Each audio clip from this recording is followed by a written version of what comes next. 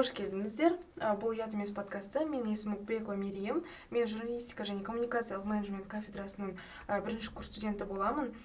Бұған дейін біздің шығарылымдарымызда біз жыныстық тәрбие және жалпы бала тәрбиесі жайлы көптеген мамандармен әңгімелескен болатынбыз. Бүгін біздің қонағымызда Лев Толстой атындағы облыстық әмбебап ғылыми кітапханасының кітапханашысы Анаргүл Шалғынбайқызы және де облыстық Қостанай таңы газетінің журналисті ақын, Қазақстан жазушылар одағының, Қазақстан журналистер одағының мүшесі, халықаралық республикалық байқаулардың лауреаты Жандос Балғынбекұлы Жүсіпбек. Қош келдіңіздер. Ең біріншіден біздің сұрақтарымыз: өздеріңіз немен айналысасыздар, қалай таныстыңыздар, осы жайлы айтып кетсеңіздер. Қош көрдік. Енді өзіңді жаңа таныстырып кеткендей, облыстық Қостанай таңы газетінің ресми сайтының редакторы, әрі газет редакторы болып жұмыс істеп жатырмын. Енді жұбайыммен әлеуметтік желі арқылы таныстық. Нешінші жылы? Осыдан 14 жыл бұрын ба, біздің үйленгенімізге 7 жылдай болды. Ал 7 жыл таныс болдық әлеуметтік желіде, өйткені таныстарымызда ортақ болды. Екеуміздің де қызығатын саламыз бірдей болды, әдебиет саласы, сөз өнері деген секілді. Соның маңайында жүргеннен кейін ол кезде агент деген болды, кейін ВК, одан кейін Facebook деген секілді. Сол таныстықтың соңы осындай отбасы құруға алып келді. Алып қосар болса.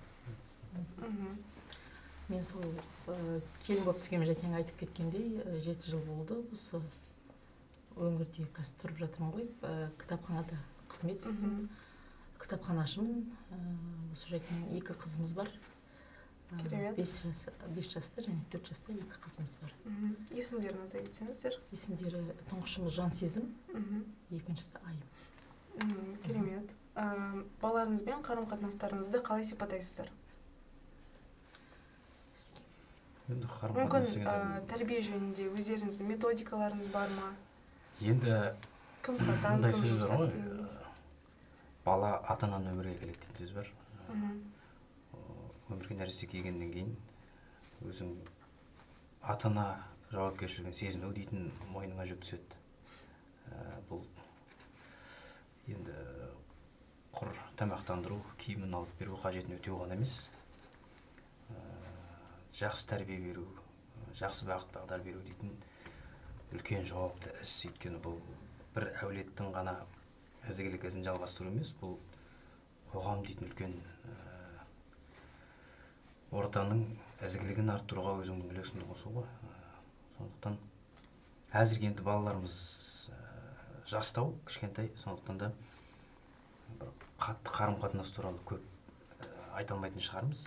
Әзірге сол екелейтін жаста дегендей. Осы маған қызық, сіздердің отбасыларыңызда ең басында сізбен сөйлескенде айта кеткен болатынсыздар, бір қызыңыз 4 жаста, екіншісі 5-те. Және де маған осындай сұрақ ойыма келді: отбасыларыңызда қандай ерекше дәстүрлер бар? Соны айта кетсеңіздер. Ерекше дәстүр дегенде, енді бүгінгі қоғам ата-анаға да үлкен жауапкершілікті беріп отыр ғой. Сондықтан біз енді отбасында мысалы мен кешке жатар кезде балаларға өздеріне ойдан ертегі айттыруға үйретемін. Өйткені ол өзінің ойынан қиялы, бірінші өзім ертегін айтамын, сосын сол 2 балаға ертегін өздері құрастырып айттыру үшін, ой жетілу үшін сондай жаттығулар жасаймыз. Кешкі астың үстінде мысалы көп айтып жатады ғой, біз күні бойы өтірік айтпай қойық, 24 сағат баламен тығыз байланыстамыз деп. Бірақ 1 сағат баламен жылы қарым-қатынас, жылы байланыс құрып үйретуге тырысамыз енді. Отбасыларыңызда кім қатал, ал кім жұмсақ? Енді оны екеуі де қыз болғаннан кейін әрине енді ұрыспай тұрмайсың ғой. Бірдеңені бүлдіріп жатқан кезде, шектен шығып бара жатқан кезде, әй, не істеп жатсың? Тоқта, бұлай істеуге болмайды дегенде, мама деп мамасына қарай кетеді. Жақта мама ұшып жатады, неге ұрсасың деп. Керісінше мамасынан айғай естіген кезде, папа деп маған келген кезде, мен де жұбатып, сөйтіп жатамыз. Соған қарағанда біреуі қатал, біреуі жұмсақ деген дүние жоқ ау деймін. Екеуміз бірдей қараймыз балаларға, өйткені бұлар әлі нәзік қыз балалар ғой. Қыз баласын тәрбиелеу деген оңай нәрсе емес қой. Бала кезден, кішкентай кезден аялау керек. Сондықтан да қаталдықты көп көрсетуге, шектен шығып бір эмоция көрсетпеуге, ашуымызды байқатпауға тырысамыз. Керемет. Жалпы бала тәрбиесінде ең маңызды нәрсе ол баланың тұлға ретінде қалыптасуы дейді. Сіздердің ойларыңызша бала бұл жеке ата-ананың жалғасы ма, әлде жеке тұлға ма? Әрине жеке тұлға.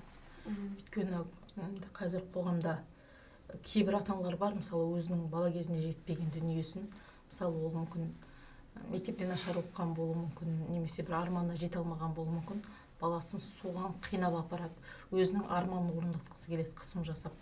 Мен ондайға келіспеймін. Қазір ерке бала ол басқа бала, еркін бала, есті бала, ерке бала деген бар ғой. Есті әрі еркін болып өссе деген біздің отбасымыздың қағидасы бар. Сондықтан мен мынау балалардың еркін өскенін және мен өзімнің арманымды балаға тықпалмауым керек. Психологиялық жағынан бәрібір ана ретінде ізденем, қараймын әртүрлі подкасттарды, психологиялық кітаптарды. Сонда да кейде бір дүниелер жетпей жатқан сияқты болады. Бәрібір ол балаға тәрбие беру, ана болу, әке болу оңай емес. Әр бала негізі өзінің тумыс дейтін ұғым бар ғой. Әр бала өзінің бәрібір ерекшелігімен туады. Мысалы айтып жатамыз ғой, ананың баласы мазаң екен деп жаңа туған баласының өзіне жылағанына байланысты сәл ешке келе, және оң солын тани келе көрінеді баланың қайсысы қандай мінез құлқы қандай екені. Сондықтан ата-ананың міндеті соған қарап отырып дұрыс бағыт бағдар беріп қолдап енді өсіру ғой. Әйтпесе жаңа Анарбай айтып отырғандай сабағына бір барады, 10, 20, 15 үйірмеден қажып, шаршап, қалжырап жүретін балалар бар ғой. Оның бәрін бала өзі қалап барып жатыр дегенге келісе алмаймыз. Өйткені әйтеуір біреуіне ілігіп кетер дегенмен ата-аналар қинап, анаған бір тығады, мынаған бір тығады. Сондықтан ол да бір қысым жасаған баланың бір өрлеп өнгенін көрген жоқ. Баланың білімге, өнерге деген құштарлығын керісінше өшіретін, жоғалтатын дүние секілді. Сондықтан да бәрібір ата-ана өле-өлгенше баласына ата-ана болып қалады ғой. Дегенмен ол өзінің балаға жол нұсқаушы ғана екенінде кейде есінен шығармаған дұрыс деп ойлаймын. Иә, жалпы менде өзім кішкентай кезімде мен ата-анам қазір 43 жасында болғанда мені дүниеге алып келген болатын. Қазіргі таңда олардың жастары 61-62 жаста.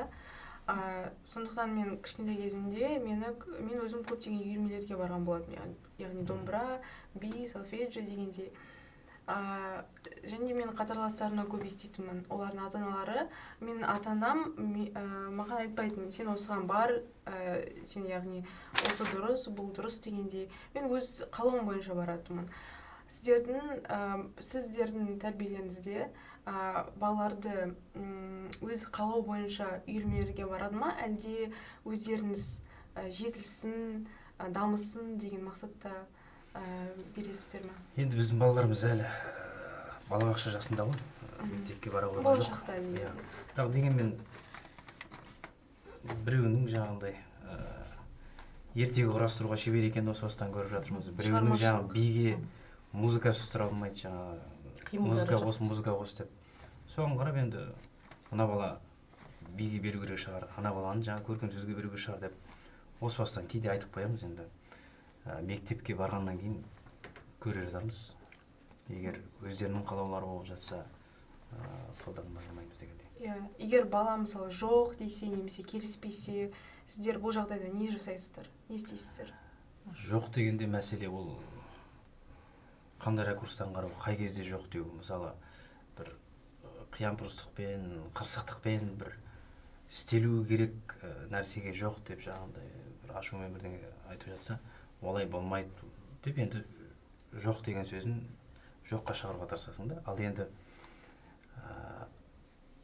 бала істемеу керек нәрсе бас тартып тұрса, оны жаңағыдай міндеттемейсің деген секілді ғой. Қай кезде жоғын қобалау керек, қай кезде жаңағы иә солай істеу керек деп үйрету керек екен. Сол жағдайларға байланысты белгілі болады ғой. Керемет, методикаларыңыз өте ерекше екен. Ата-ана ретінде бақылау мен еркіндіктің арасындағы балансты қалай ұстайсыздар? Бақылау деген енді қазіргі үйдегі балаларымыздың анау тоққа жақындап қалмасын, газды қосып қалмасын, қолына пышақ ұстап қалмасын деген секілді бақылау болады ғой енді. Ал енді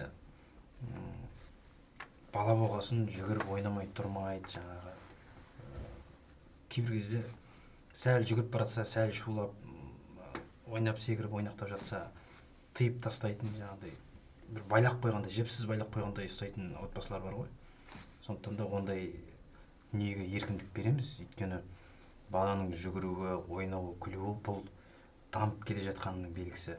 Әйтпесе өз-өзімен отыратын Құдай бетін аулақ қылсын, жаңағыдай бір белсенділігі төмен қоғамда балалар көп қой.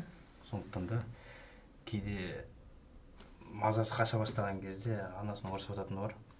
Тиіспеуін бала емес пе, ойнамағаннан не істейді деп, бір-бірін қуалап жүрген кезде. Әзірше еркіндік, сосын жаңағы тыйым бақылау деген туралы осылай ғана айта алатын шығармыз. Жәкең енді сөзін сабақтай кетейін. Жәкең енді айтып отыр ғой, баланы көбіне қыз бала әкеге жақын ғой, өзім де бір үйдің жалғызымын. Сондықтан әкеме қамқорлық артында бір үлкен қамқорлық сезінемін де, әкеме қарай сүйемін. Сондықтан екі қыз әкесі келгенде кішкене есерленіп, еркеленіп, бала болғаннан кейін сол әкесіне арқа сүйейді. Негізі психологияда бұл да үлкен дүние, жаңағы сіз ұят емес деп отырсыз ғой, мысалы. Ертең бой жетеді, ол да өседі, оның да азаматы болады. Сондықтан оның әкеге еркелеп өскені дұрыс деп ойлаймын. Біздің подкастында ең басты мақсаты ол ата-аналардың, көптеген мамандардың яғни көзқарасы бойынша, яғни осы тақырып ұят болмас үшін.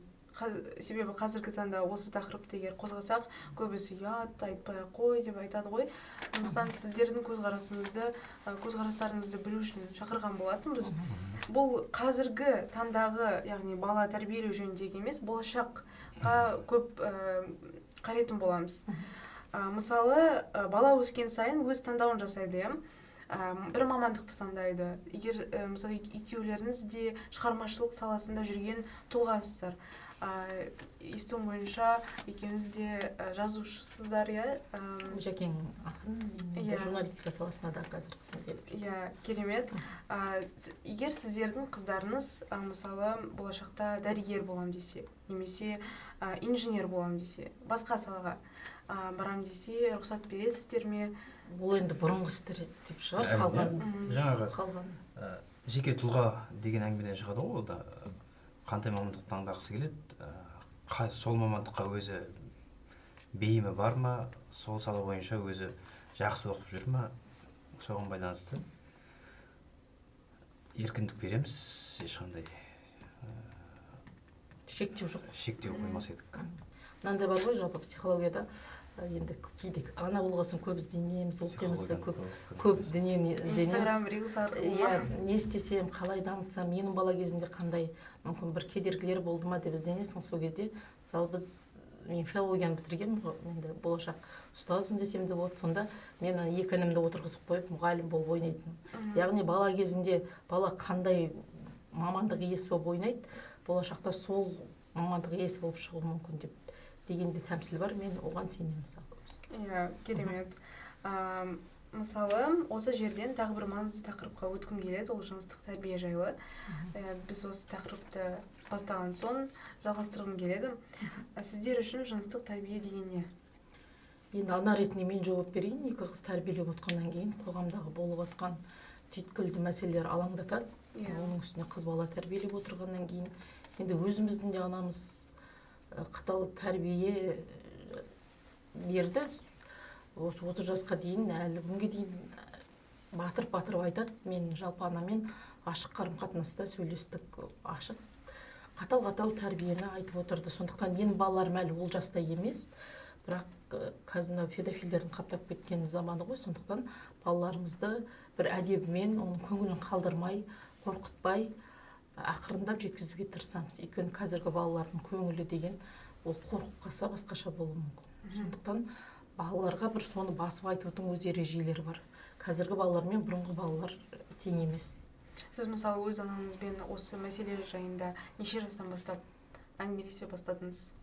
Біз енді кішкентай жасынан демей-ақ қояйық, бір кәмелеттік жасқа толған кезде анамыз ашық айта бастады.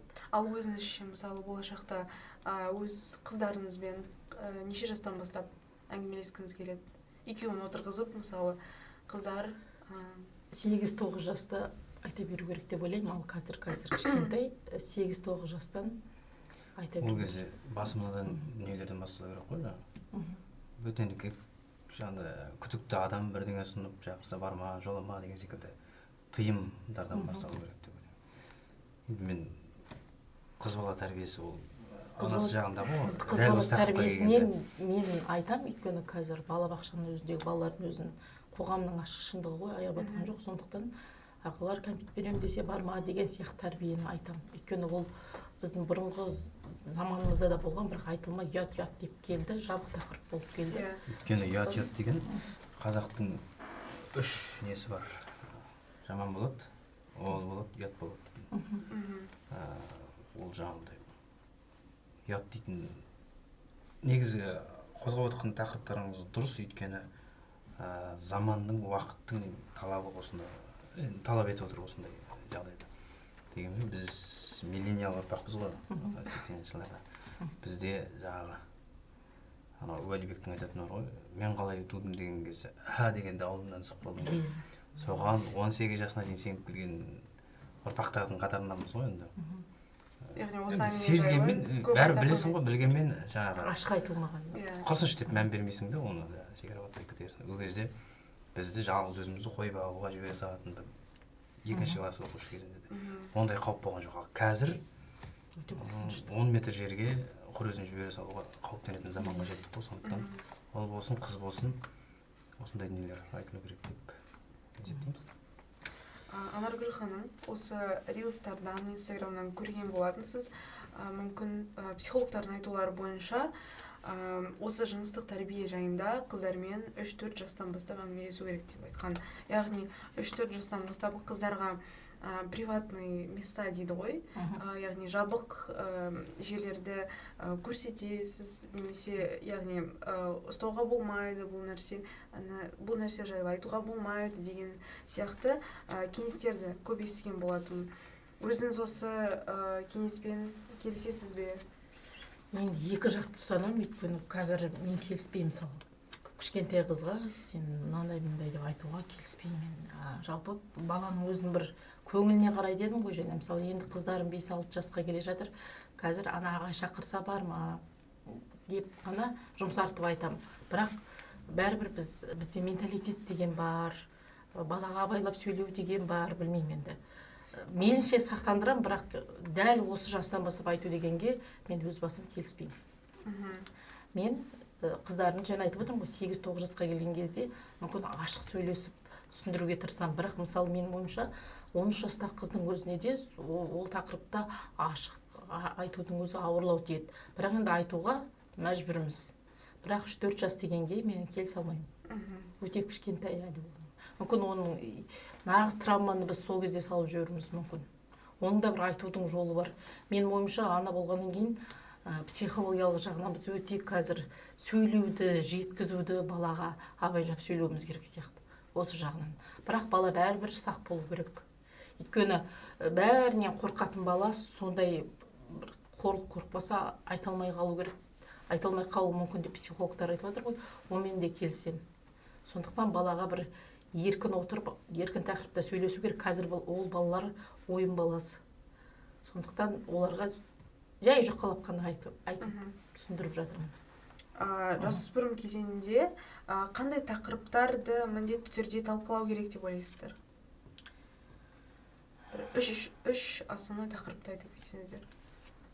Әрине жыныстық тәрбие енді осы кезде басталады, баланың өсіп жетілуі бәрі енді барлығы есе бастаған кезде қыз баламен әсіресе анасы қазақта айтады ғой, қызды 40 үйден тыю дегенді осы 16-17 жасқа келген кезде ол әрине қымтап жібермей қою деген болмау керек, өйткені өз басымызда әкеміз қай жерге болсын жіберетін, бірақ біздің тәрбиемізге артық қимыл жасамайтынымызға әкем ғана сеніп отыратын. Сол әкеміздің сенімін ақтауға тырысатынбыз. Өйткені ол сол анам арқылы жеткен, саған әкең сенеді, әкеңнің үмітін ақта деген ойда тұрады. Сондықтан ондай бір жаман іс-әрекеттерге бармайсың. Ол да бір қазақ отбасындағы тәрбие ғой. Әкең бетің ешқашан былай істе деп айтпайды, бірақ анаң айтады, саған мысалы тезірек кел, әкең өлтірейін деп жатыр, қазір сені ұрсады дегенде келген кезде әкеңде ешқандай реакция жоқ, тып-тыныш отырады. Сол анамыздың сондай тәрбиесі шығар. Сондықтан енді қыздарымды сондай бір қазақ тәрбиемен тәрбиелегім келеді. Бізде көбінесе кейде орысқұл болып кетеміз, бір батыстық менталитетке қатты ауып кетуге болмайды. Біз өзіміздің менталитетімізден ауытқымауымыз керек. Ол тәрбие бәрібір қалу керек. Қыз балалары бар үй үшін әсіресе. Неге бұл тақырып қазіргі қоғамда ұят деп санайсыздар? Қандай тақырып? Осы жыныстық тәрбие жайында. Ұят деп санамаймыз. Енді өзі қоғамға қарай жаңа айтып отырмық, ол баланың ешқандай ата-ана баласының біреудің қорлық көргенін қаламайды. Сондықтан ол уақыты келгенде, жасы келгенде айтылу керек. Не деп ойлаймыз. Мысалы, баланың жауапкершілігін қалай қалыптастырасыздар?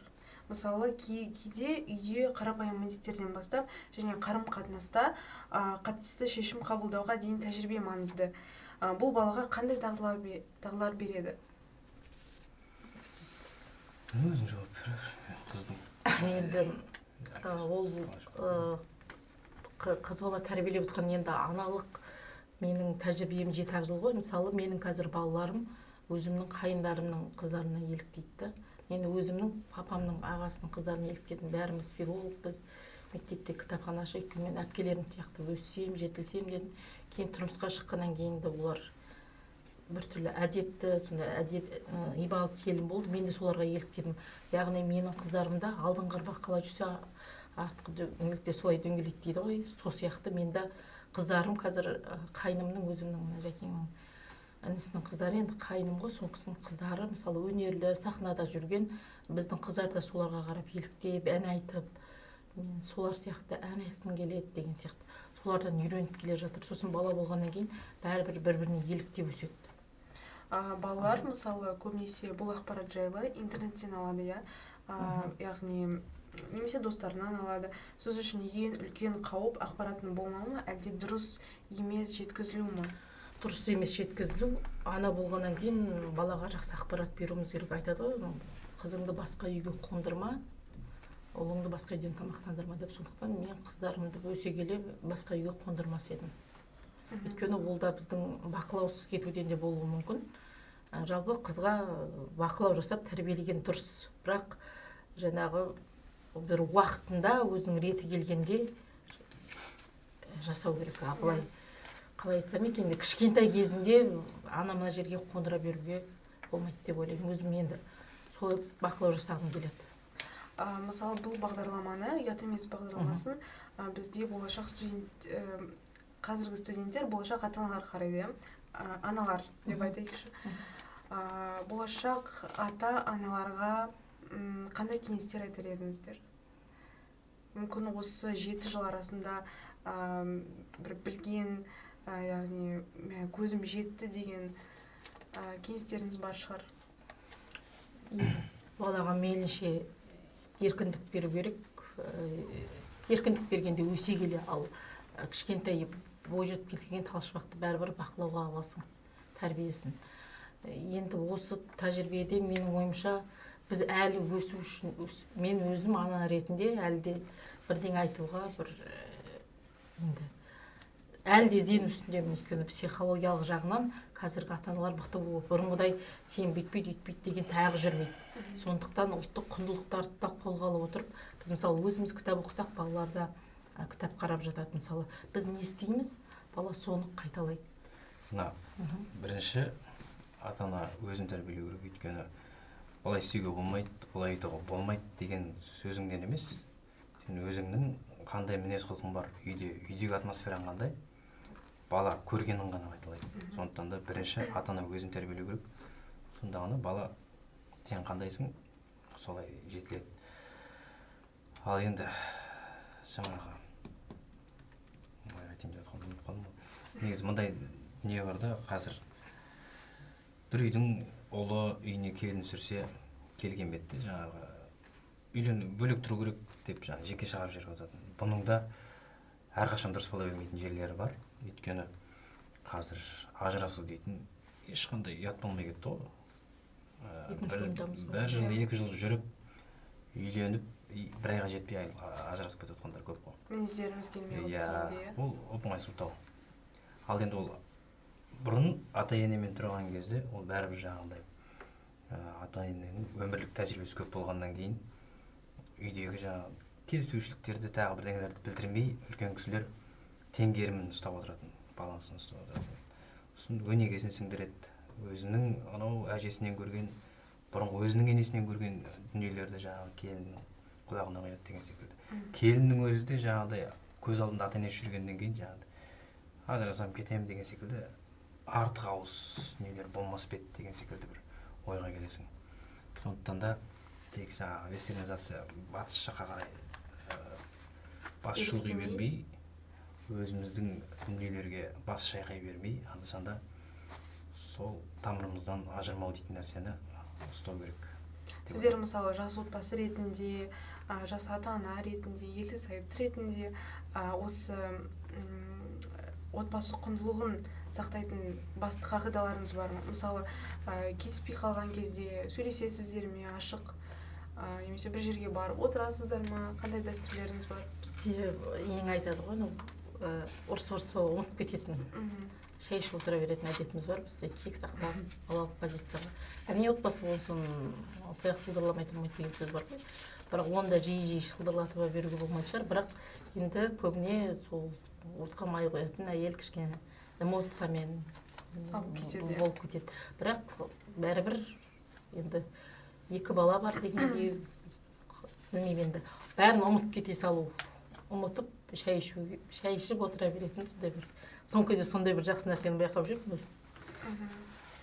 Бала ондай дүниелерді көрсетпеуге тырысу керек қой. Өйткені бір бала соны көргеннен кейін жаңағы ашушаң болып кетуі мүмкін, тыңдаусыз тілазар болып кетуі мүмкін.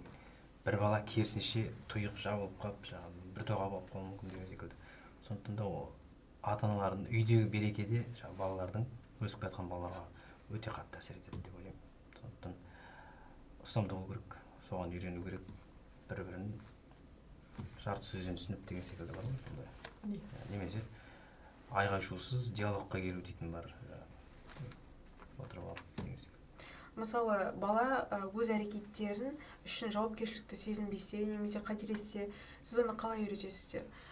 Мысалы, жазалайсыздар ма, түсіндіресіздер ме, немесе тәжірибе арқылы жеткізесіздер ме? Енді қазір баланы беттен қақпау керек дейтін түсінік бар ғой. Әрине келсем баланы еркелету керек пе? Я еркелету керек. Өйткені оны болашақта қандай тағдыр күтіп тұрған, тағдыр еркелете ме оны белгісіз. Оған дейін боласың ба, болмайсың ба деген секілді. Сондықтан да кішкентай кезінде ол мейлінше мейірімге қанып өсу керек. Бірақ дегенмен бетімен жүре салуға да болмайды. Баланы жастан дейді ғой. Оны енді жұмсартып, ол үшін ата-ананың өзі де іздену керек шығар, жаңағыдай өте тосын, төте жаңағыдай айғай салып, немесе шапалақпен салып қалып деген секілді нәрседен гөрі бір подходтар іздеу керек. Біздің балалар әлі елетін жаста ғой. Бізде енді баламен бірге өзіміздің де жаңағы ата-аналық нелеріміз өсіп келе жатыр ғой, дағдыларымыз. Өзім әзірге солай деп ойлаймын. Қай кезде де мүмкін болашақта ойыңыз өзгереді. Тем более қыз бала болғаннан кейін онымен жұмсақ сөйлесуге тырысу керек деп. Сосын жаңағындай баланың ойлау қабілетінің қалыптасуына мейірімнің көбірек қалыптасу үшін өзім білетін бірақ методика бар, ол жаңағы бала кезден кітапқа үйіру, көркем әдебиетке қазіргі секілді бүкіл жастар жақсы көретін мотивациялық кітаптар емес, қалай тез байисың деген секілді көркем әдебиет, ертегі, одан кейін тағы бірдеңе. Соны бала көп оқығаннан кейін ол жақсы мен жаманды айыратын болады. Сөйлегенде де тіл еркіндігі, ой еркіндігі пайда болады. Көп нәрсені бағамдай алады, таразылай алады деген секілді. Ол оқымаған адам мен оқыған адамның айырмашылығы көрініп тұрады. Сол секілді Елдос Тоқтарбай деген бір ғалым бар ғой, алаштанушы. Сол айтады, кішкентай кезімде көзім көрмей жатыр, мына кітапты маған оқып бер деп әжесі оқыта берген. Содан кейін өзі де әбден жаңағы кітап оқуға, кітап құмар болып кетеді. Сөйтсе артынан кейін әжесінің көзі көретін болып шыққан екен. Баланы оқытудың тәсілі, сондай тәсіл деген секілді. Сол секілді білімге, өнерге қызықтырудың жолдарын іздеу керек ата-ана деп ойлаймын. Мысалы сізге сұрақ, баланың өз шекарасын түсінуі мен қорғауы жыныстық тәрбиеге байланысты деп ойлайсыздар ма? Әрине, ол жерде мысалы бала енді өсіп бойжеткеннен кейін мұны әлі күнге дейін білмейтін болса, онда ол өзінің шекарасын сталкинг дейді ғой, мысалы сондай бірдеңелерге ұрынып жатуы мүмкін. Сондықтан мен қыздарымның болашағына қатты алаңдаймын, әлі өссін, бойжетсін, сосын сол тақырыптарда сөйлесу керек. Негізі ол баланың жас ерекшелігіне байланысты ғой.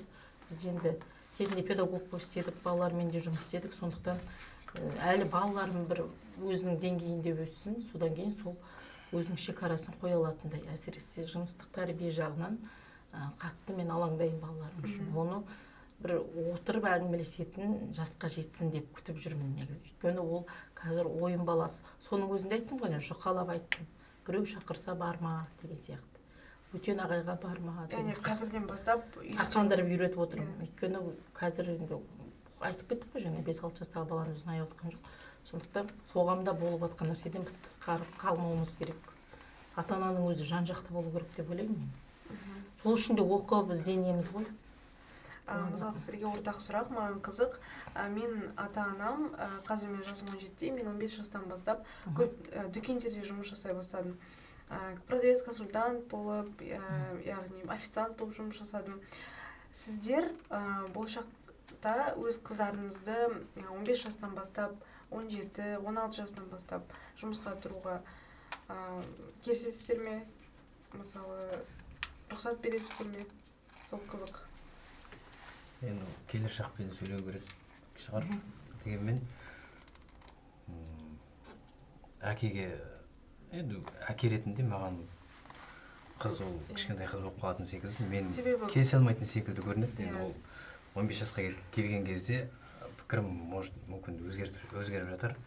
Бірақ мен әке ретінде қажетін, қалауын алып беруге, қамтамасыз етуге өзім ақ тырысар едім деп ойлаймын. Бірақ 15 жасқа жеткенде жағдай әлде қалай болып жатыр.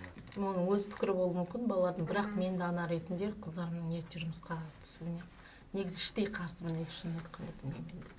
Енді әрине еңбекқорлыққа, өз нанын тауып жеуге деген секілді дүниеге ерте жастан тәрбиелеуде дұрыс шығар. Бірақ жұмыс істеп жүріп те небір бәлеге ұрынып жатқан балалар бар ғой, мысалы мен бұл жағынан алаңдаймын. Ана ретінде кейбір ата-аналар мысалы бақыламайды, балам ақша келсе болды деп ойлайды. Сондықтан оның қандай ортада жұмыс істеп жүр, соны бақылауым керек. Мысалы мен ана ретінде былай жіберіп қойып, ой ақша тауып жатыр деп отыруға да болмайтын заман ғой қазір. Сондықтан мен білмеймін, өзім іштей әлі дайын емес. Менің ойымша сол уақытта бір өсіп, дамып, жақсы өмірге өзі бейімделуге біз жағдай жасап қоюымыз керек деп ойлаймын. Мысалы менің қатарластарым, құрбыларымда, мысалы мен сұраймын оларға, олардан жұмысқа тұрасың ба осы жазда, саған рұқсат бере ме десем, анам рұқсат береді, бірақ әкем рұқсат бермейді дейді. Алаңдайды ғой. Сіздерде де сондай. Мысалы ауылда тұрған ата-ана баласының қайда жүргенін қайдан біледі, қалаға. Мысалы менің әкем де 23 жасымда оқуға түскеннен кейін бар, 1-2 курс кезінде барып жұмыс істеуге рұқсат етті. Өйткені өзің қалыптасып, сондай бір алаңдады бәрібір әкем. бала үшін алаңдайды ғой әрбір ата ана. Мысалы қалада жүріп небір жолға түсіп кеткен балалар бар ғой. Иә, әрине. Ертерек ол ақша табу бір басқа, ол ортаға түсу бір басқа. Жанус ағай, сіз өзіңіз неше жастан бастап жұмыс жасай бастадыңыз? Мен енді Қостанай өңірлік университеті, біздің кезімізде Қостанай мемлекеттік университеті болды. Осы шеберханадан шықтық қой бәріміз де. Сол журфакқа түскен кезде бірінші курстан бастап жұмыс істей бастадым. Бізге Қостанай таңынан жастар кезет дейтін ішінде бөлім болған. Сол бөлімнің журналистері бізге кездесуге келді. Бізге мақала жазып, гонорар табуларыңа болады деген секілді. Содан бірден барып жұмысқа кірдік. Тапсырыс бойынша, иә? Сол бірінші курстан бастап жұмыс істеп келе жатырмын. Егер бала сізге ыңғайсыз сұрақ қойса, мысалы, менің достарым осылай істейді, мен не істеуім керек деп, сіз қалай жауап бересіздер? Мысалы, ашық әңгіме мен ұят арасындағы шекараны қалай сақтайсыздар? Ыңғайсыз сұрақ дейді, қандай жаңағы негізгі тақырып жыныстық тәрбие жайлы. Ол айтып отырмын ғой жаңа, жасқа байланысты. Егер ол 13-14 жастағы қыз сондай сұрақтар қойып, егер мысалы жасы 15-те болса, 15-те болса жауап беруге тура келеді. Өйткені ол бой жетіп келе жатқан қыз, жасөспірім шағы, аумалы төкпелі. Оған дұрыс бағыт бере алу керек. Өйткені мысалы 8-9 жастағы қыз бен 15-16 жастағы қыздың арасы жер мен көктей. Біз енді кезінде қызым саған айтам деген бір кітаптар шықты ғой. Қызым сен тыңда деген сондай кітаптарды көп оқыдық қой. Сонда әрине педагог ретінде ол 8-9 жастағы 10-15 жасқа жас айырмашылығы бар. 5-6 жастағы қыздың да өзінің айтатын әңгімесі бар. Бой жетіп жан-жағына қарап өсе бастағанда ана мен қыздың арасында тығыз, ашық, құрбы сияқты байланыс болу керек. Мысалы менің анамды анам әкеміз құрбы сияқты ашық, сондай байланыс бар да. Сондықтан мен де соны қыздарыма 15-16 жасқа келгенде ашық сөйлесемін деп ойлаймын. Сіздің анаңыз сізбен осы әңгіме жайында, яғни жасөспірім кезінде ашық сөйлесті. Ашық сөйлесе бастадыңыздар, иә? Ашық сөйлесті. Жақсы, керемет. Жауаптарыңызға үлкен рахмет, келгендеріңізге үлкен рахмет. Мен үшін сіздерден сұхбат алу үлкен мәртебе деп айтсам да болады. Бұл менің екінші подкастым. Осымен тамам. Рахмет келгендеріңізге. Мен ойымша бұл енді соңғы подкаст болмайды. Мүмкін болашақта сіздерді де өзімнің жеке бағдарламама шақырып қалармын. Амин, соңғы жетейік. Шығармашылық табыс тілейміз. Рахмет.